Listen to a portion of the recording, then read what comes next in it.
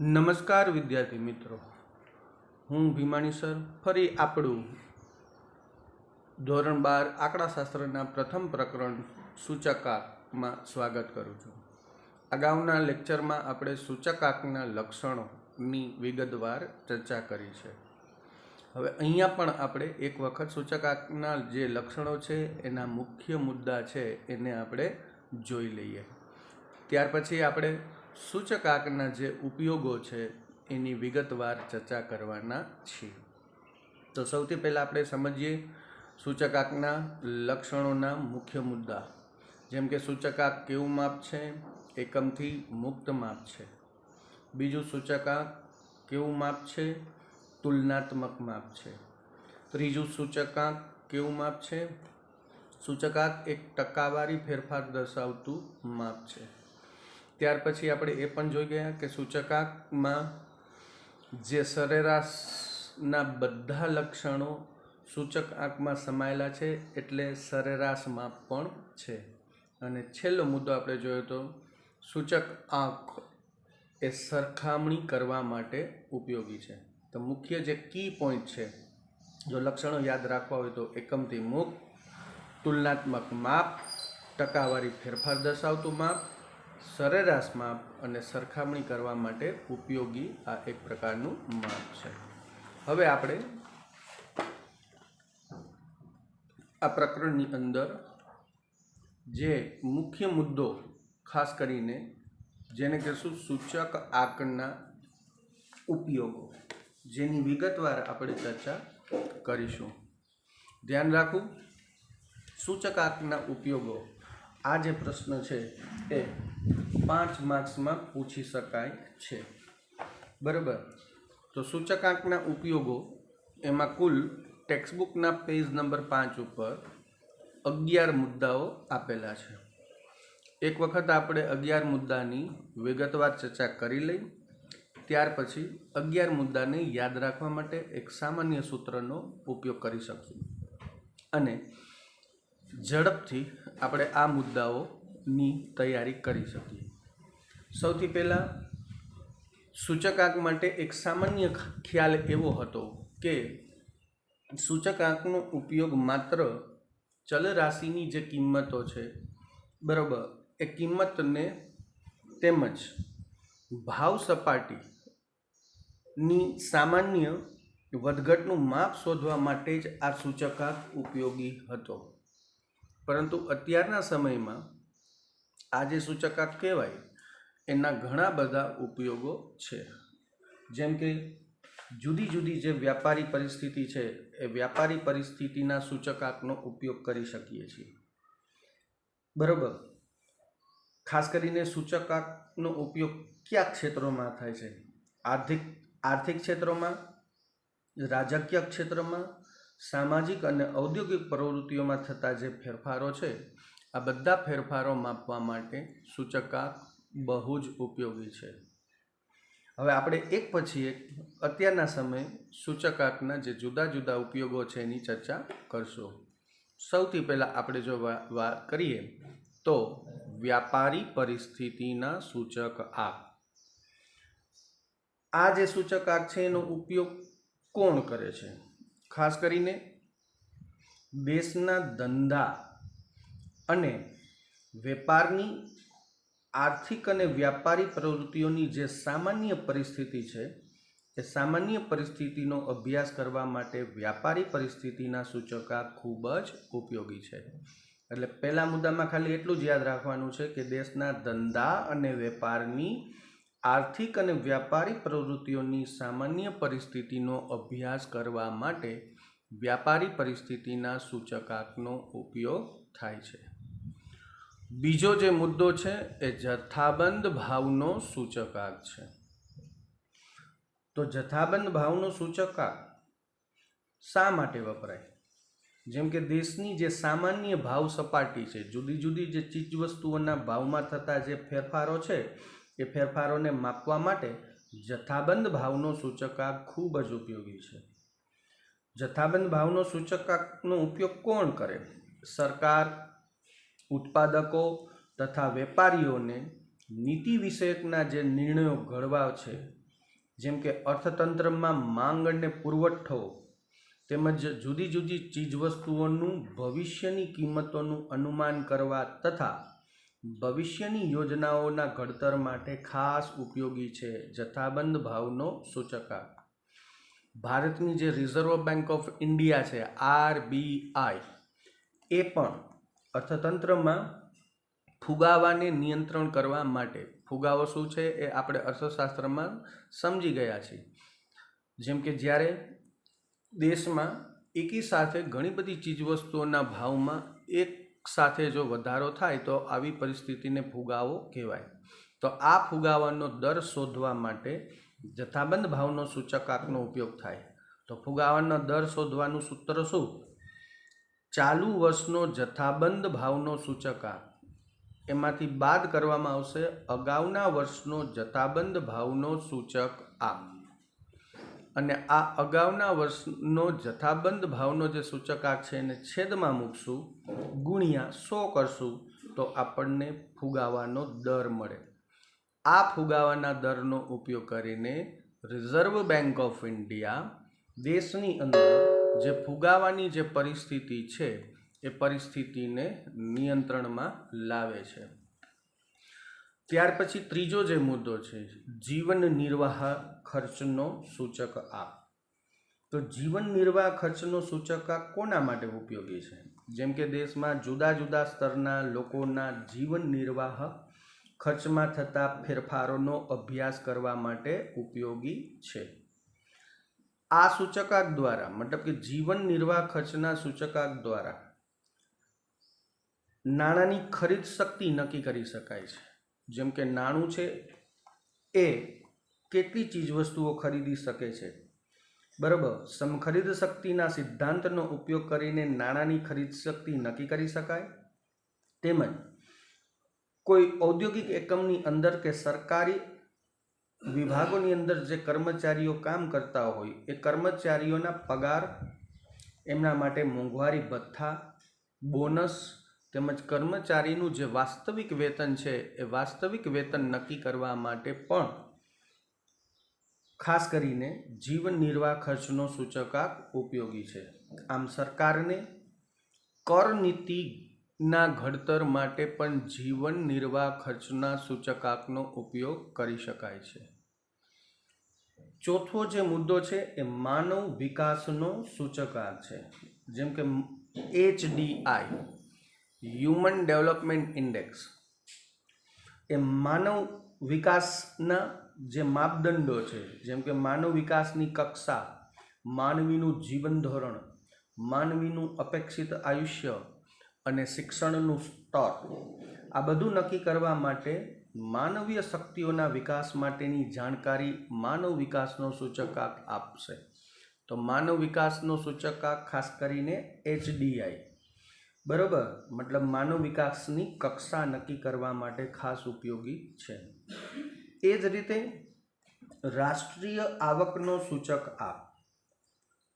રાષ્ટ્રીય આવકનો જે સૂચકાંક છે એ દેશની આર્થિક પરિસ્થિતિઓનું મૂલ્યાંકન કરવા માટે ખાસ ઉપયોગી છે. ખાસ કરીને સરકાર જ્યારે જુદી જુદી પંચવર્ષીય યોજનાઓનું ઘડતર કરે છે અને આ યોજનામાં જે લક્ષ્યાંકો નક્કી કરે છે એ લક્ષ્યાંકોને સિદ્ધ કરવા માટે રાષ્ટ્રીય આવકનો સૂચકાંક ખૂબ જ ઉપયોગી છે. દેશની રાષ્ટ્રીય આવકમાં થતા ફેરફારોનો અભ્યાસ કરીને દેશની રાષ્ટ્રીય જે આવક છે, ઉત્પાદન છે, માથાદીઠ આવક વગેરે વધારવા માટેના સૂચનો રાષ્ટ્રીય આવકના સૂચકાંક દ્વારા જાણી શકાય છે. ત્યાર પછી છઠ્ઠો જે મુદ્દો છે ઔદ્યોગિક ઉત્પાદનનો સૂચકાંક છે. મતલબ દેશમાં જુદા જુદા સમયે ઔદ્યોગિક અને હુન્નર ક્ષેત્રના ઉત્પાદનમાં થતા ફેરફારોના અભ્યાસ માટે ખૂબ જ જો કોઈ ઉપયોગી સૂચકાંક હોય તો એ ઔદ્યોગિક વિકાસનો સૂચકાંક છે.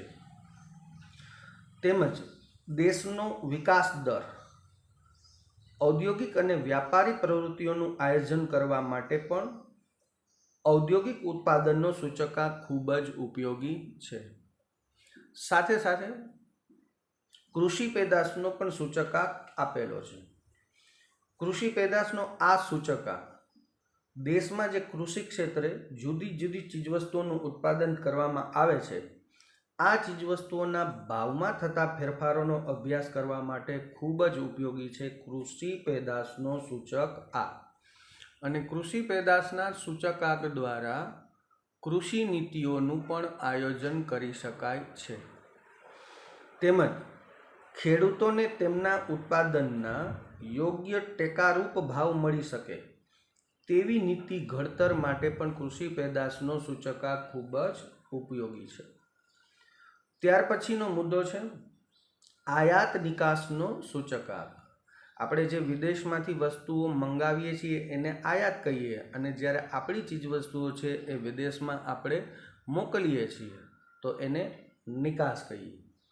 તો આયાત અને નિકાસની નીતિ ઘડતર કરવા માટે સરકારને જો કોઈ વધુ ઉપયોગી સૂચકાંક હોય, હુંડિયામણનો દર નક્કી કરી શકાય છે, વિદેશી હુંડિયામણની દેશને કેટલી જરૂરિયાત છે, સાથે સાથે માલ પરની જકાતનો દર નક્કી કરવા માટે પણ જરૂરી સૂચનો આપણને આયાત નિકાસના સૂચકાંક દ્વારા મળી શકે છે. આમ આયાત નિકાસનો સૂચકાંક પણ ખૂબ જ ઉપયોગી છે. સાથે સાથે ધંધા રોજગારનો સૂચકાંક પણ આપેલો છે. જેમ કે આ સૂચકાંક દ્વારા દેશમાં કેટલી રોજગારી છે, કેટલી બેરોજગારી છે એનો પણ ખ્યાલ મેળવી શકાય છે અને તે પરથી બેરોજગારીના પ્રશ્નોનો હલ સૂચકાંક દ્વારા કરી શકાય છે. આમ ધંધા રોજગારનો સૂચકાંક પણ ખૂબ જ ઉપયોગી છે. મૂડી રોકાણનો સૂચકાંક, જેમ કે આ સૂચકાંક દ્વારા શેર, સ્ટોક, ડિબેન્ચર, સરકારી જે જામીનગીરીઓ વગેરેના ભાવમાં થતી જે વધઘટ છે અને મૂડીરોકાણની ગતિશીલતાનો અભ્યાસ કરવા માટે મૂડીરોકાણનો સૂચકાંક ખૂબ જ ઉપયોગી છે. તેમજ શેર સ્ટોકના ભાવોના વલણનું અનુમાન પણ કરી શકાય છે. છેલ્લે કાચા માલનો સૂચકાંક આપેલો છે. કાચા માલનો સૂચકાંક કોના માટે ઉપયોગી છે? જેમ કે વેપારીઓ માટે, ઉદ્યોગપતિઓ માટે અને અર્થશાસ્ત્રીઓ વગેરેને ઉત્પાદનની જે વેચાણ નીતિ છે એ ઉત્પાદનની વેચાણ નીતિમાં જરૂરી જે માર્ગદર્શન પૂરું પાડે છે. જેમ કે ઉત્પાદન કરતાં પહેલાં કાચો માલ ખૂબ અગત્યનો છે. ઉદ્યોગપતિઓ માટે પણ પોતાના કારખાનાઓમાં ઉત્પાદનની પ્રક્રિયામાં જોડાતા પહેલાં કાચા માલ ખૂબ ઉપયોગી હોય છે. એમ અર્થતંત્રમાં પણ અર્થશાસ્ત્રીઓને આ કાચા માલનો સૂચકાંક ઉત્પાદનના વેચાણની નીતિ ઘડતર કરવા માટે ખૂબ જ ઉપયોગી છે. આમ અહીંયા આપણે આજે સૂચકાંકના ઉપયોગોના 11 મુદ્દાની વિગતવાર ચર્ચા કરી. હવે આ 11 મુદ્દાને એક વખત આપણે યાદ કરી જાય, કારણ કે જ્યારે પણ આ પ્રશ્નનો જવાબ લખવાનો છે, કદાચ બોર્ડની અંદર આ પ્રશ્ન 5 માર્ક્સમાં પૂછવામાં આવે તો સૂચકાંકના ઉપયોગોને વિગતવાર લખી શકાય. જેમ કે સૌથી પહેલાં વ્યાપારી પરિસ્થિતિના સૂચકાંક, બીજું છે જથ્થાબંધ ભાવનો સૂચકાંક. આમાં 1 માર્કના MCQમાં ફુગાવાના દરનું સૂત્ર પૂછી શકાય.